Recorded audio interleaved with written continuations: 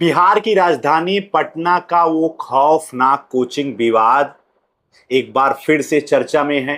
इस पूरे विवाद में एक नया मोड़ आया है जिसने पूरे देश को हिलाकर रख दिया है। अब उसमें एक खौफनाक चौंकाने वाला जो मोड़ आया है, उस मोड़ में प्रिंस यादव की मौत हो चुकी है, जिसकी कल्पना किसी ने नहीं की थी।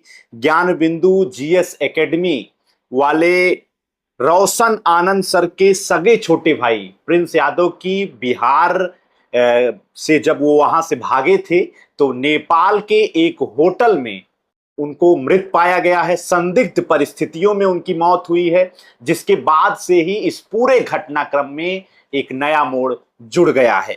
आपको बता दें कि रोशन आनंद सर पहले से ही जेल में हैं। दूसरी तरफ उनके भाई की संदिग्ध परिस्थितियों में मौत होती है। और क्या एक ये इत्तेफाक है, क्या उनकी लाश मिलना ये संदिग्ध परिस्थितियों में उनकी हत्या की गई है? बहुत सारे सवाल इस समय लोगों के दिमाग में तैर रहे हैं। आज के अपने इस वीडियो में हम आपको पूरी जानकारी देंगे कि आखिरकार प्रिंस यादव पटना से भाग करके पटना से नेपाल क्यों गए थे, नेपाल में उनकी मौत कैसे होती है। इन सभी विषयों पर आज के अपने इस वीडियो में हम आपको जानकारी देंगे। जी हाँ, नमस्ते, मेरा नाम है अंजनी और आप देख रहे हैं गांव देहात। शुरुआत करते हैं उस रात की जिस रात ये घटना होती है। रिपोर्ट्स के मुताबिक रोशन आनंद सर के भाई प्रिंस यादव अपने 5-6 दोस्तों के साथ नेपाल के विराटनगर के एक होटल में ठहरे हुए थे। शनिवार की देर रात उनकी तबीयत बिगड़ती है। आनंद फानन में उनको अस्पताल ले जाया जाता है, जहां पर डॉक्टर्स की टीम ने उनको मृत घोषित किया। अब यहाँ पे सस्पेंस गहराता है कि शुरुआती जो सूत्र हैं, कुछ मीडिया रिपोर्ट्स के मुताबिक रात में ये बताया जाता है कि प्रिंस यादव अपने दोस्तों के साथ शराब पीते हैं और शराब पीने के बाद उनकी तबीयत बिगड़ती है।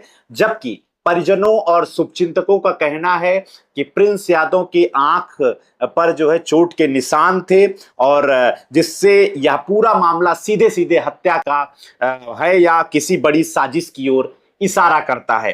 नेपाल पुलिस ने तुरंत इसमें एक्शन लेते हुए जिस होटल में विराटनगर के वार्ड नंबर 9 के होटल में प्रिंस यादव ठहरे थे, उस होटल का रजिस्टर और उस होटल की सीसीटीवी फुटेज को अपने कब्जे में लेती है और वहां पर मौजूद उनके साथ जो 5-6 लड़के थे, उन लड़कों को भी अपने साथ हिरासत में लेकर के उनसे पूछताछ कर रही है, ताकि मौत की असली वजह को साफ किया जा सके। यानी कि क्यों मौत हुई है, क्या कारण है, इन सब के बारे में पूरी जानकारी पटना के अलावा नेपाल पुलिस कर रही है। लेकिन सबसे बड़ा सवाल ये उठता है कि आखिरकार प्रिंस यादव बिहार छोड़ करके, पटना छोड़ करके नेपाल क्यों गए थे? तो इसका जवाब भी है, क्योंकि 2 जून को जब पटना में कोचिंग विवाद हुआ था, यहाँ पर ज्ञान बिंदु वाले रोशन सर की ओर से के ऊपर आरोप लगाया जाता है कि उन्होंने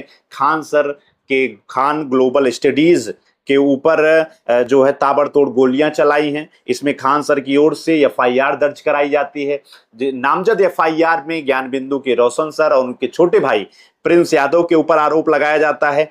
इस एफआईआर के बाद पटना पुलिस ने रोशन आनंद को गिरफ्तार करके उसी दिन ही जेल भेज दिया था।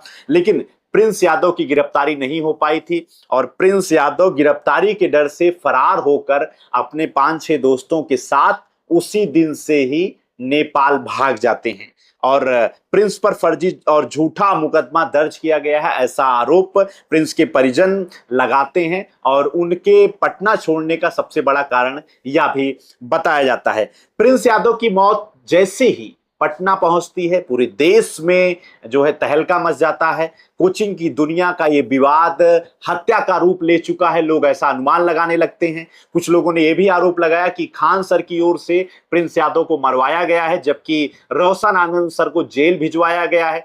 ये विवाद जो है काफी गहराता हुआ नजर आ रहा है। इसमें अब खूनी संघर्ष भी जुड़ गया है, लोग ये भी आरोप लगा रहे हैं। बिहार के दिग्गज नेता पप्पू यादव जो सांसद भी हैं, उन्होंने कहा कि इस पूरे मामले को दुर्भाग्यपूर्ण बताते हुए कहते हैं कि एक तरफ रोशन आनंद जेल में है तो दूसरी तरफ उनकी भाई की हत्या करा दी जाती है।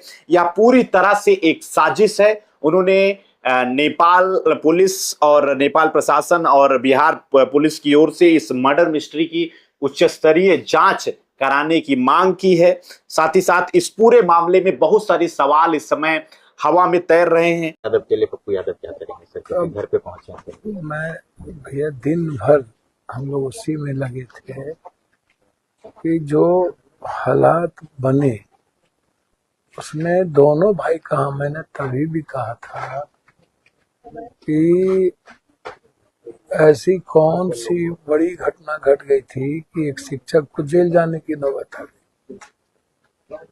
शिक्षक से कोई भूल यदि हुई या नहीं हुई तो उसको वेरिफिकेशन करने की जरूरत है, इन्वेस्टिगेशन करते हैं।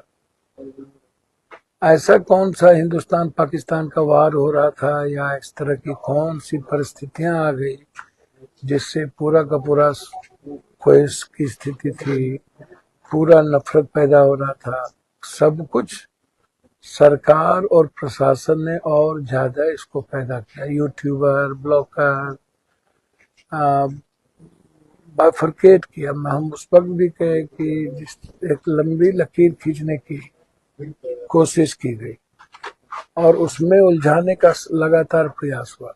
मैं फिर कह रहा हूँ, एक बड़े लेवल पर साजिश, क्या कल 20, 30, 40% ही ऐसे कोचिंग हैं जिन्होंने एक विश्वास को पाया है, एक उम्मीद जगाया है बिहार के बच्चों को और झारखंड, यूपी के बच्चों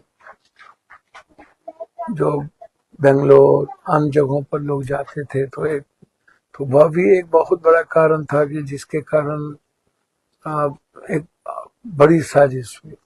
कल क्या क्या लगता है कि रोशन आनंद सर आएंगे? क्योंकि जिस तरीके से आपने कोशिश किया तो इनका पार्थिव शरीर जो है घर तक पहुंचा है। निश्चित रूप से परिवार बहुत ही व्याकुल और मतलब अनएक्सपेक्टेड ऐसी घटना। मैं कई बार अभी भी मैंने कहा दरभंगा में, कभी कभी वक्त ना इंसान को बिल्कुल जीते जागते लाइफ को खत्म कर देता है। अब एक भाई जेल में, एक भाई इन्वेस्टिगेशन जारी है, परिस्थिति जन कोई कुछ बोल रहा है, कोई कुछ बोल रहा है। मैंने सुबह ही 9:30 पौने 10 में ट्वीट किया था जब हम एडीजे के यहाँ से लौट रहे थे और हमको 8:15 बजे के लगभग खबर मिली तो हम नेपाल तुरंत फोन किए तो सारी चीजों की जानकारी हमको मिली। फिर मैंने ट्वीट भी किया। तो निश्चित रूप से भगवान यह दिन और इस तरह की परिस्थितियां इंसान के जीवन में घटित ना हो तो ज्यादा बेहतर। यह घटना परिवार को ही नहीं, समाज को भी, और एक उम्मीद जो रोशन सर के भीतर या उसमें जो एक विश्वास उन्होंने पैदा किया है, हर आदमी आज दोस्त भी दुश्मन भी इस तरह के घटना से लगभग सभी लोग आते। अब सोचिए ना, 7 बजे हम पटना से चले और हमें 1 घंटा पहले ही आना था, लेकिन लेट हुए। मैं तो सिर्फ इतना ही कहूँगा, निश्चित रूप से न्यायालय को भी, अब मैं आज भी कहा हूँ कि न्यायालय हम गए तो न्यायालय से उम्मीद नहीं बनी, राष्ट्रपति से मिलने गए तो वो नहीं मिले, चुनाव आयोग ने हमें सुना नहीं, सिस्टम हमसे सुनता नहीं है। तो अब रास्ता क्या है? तो कुछ भी रास्ता लोकतंत्र को बचाने के लिए नहीं बचता है। उस तरह रोशन के साथ ऐसी कौन सी इतनी बड़ी घटना घटित हो गई थी, टीवी पर, चैनल पर, सर्कमस्टांशियल भी देख रहे हैं, कोर्ट देखता है, सो मोटो नोटिस लेता है और खुद ही अखबार पढ़ते हैं न्यायालय, और उसके बाद भी उनको जेल भेज देना। सरकार और पुलिस तो चाहती ही है इस तरह का घटना को और आग लगाने का काम किया जाए। तो गलत तरीके से रोशन को जेल भेजा गया। यह केस नहीं बनता था कि उसमें वो जेल जाए। मुझे समझ में नहीं आई। फिर मैं कह रहा हूं कि ईश्वर जिस तरीके से इस परिवार को, क्या था ईश्वर, क्यों हम ऐसा, कौन सा हम लोगों ने, बच्चे ने पाप किया था, मुझे नहीं पता। लेकिन यह घटना किसी परिवार में ना हो, किसी के साथ ना हो, किसी माँ के साथ ना हो, किसी पिता के साथ ना हो, और जिसके साथ इतने बच्चों का सेंटिमेंट हो, कम से कम उसकी दुआएं तो काम आए, वो भी ना आए तो फिर कहाँ बचता है भैया। क्या प्रिंस यादव की मौत अत्यधिक शराब के सेवन से हुई है? एक सबसे बड़ा जो है सवाल ये भी है, क्या उनको जहर दिया गया है? अगर यह सामान्य मौत थी तो उनकी आंख पर चोट के निशान कहां से आए? पटना कोचिंग विवाद के दुश्मनों ने नेपाल तक प्रिंस यादव का पीछा किया और नेपाल में जाकर के प्रिंस यादव को मौत के घाट उतारा है। सवाल यह भी है कि अब बिहार और नेपाल पुलिस मिलकर के इस पूरे मामले की जांच सही तरीके से करती है या नहीं करती है। रोशन आनंद के लिए एक मुश्किल घड़ी है, क्योंकि वो पहले से ही जेल में हैं और उनके भाई की जिस तरीके से हत्या की गई है, जिस तरीके से संदिग्ध परिस्थितियों में उनकी मौत हुई है और उनकी लाश जो है वो घर लौट रही है, और पोस्टमार्टम के बाद ही ये चीजें स्पष्ट हो पाएंगी कि क्या उनकी हत्या की गई थी, क्या उनको जो है संदिग्ध परिस्थितियों में उनकी मौत हुई थी। इस पूरी घटना पर आपकी क्या राय है?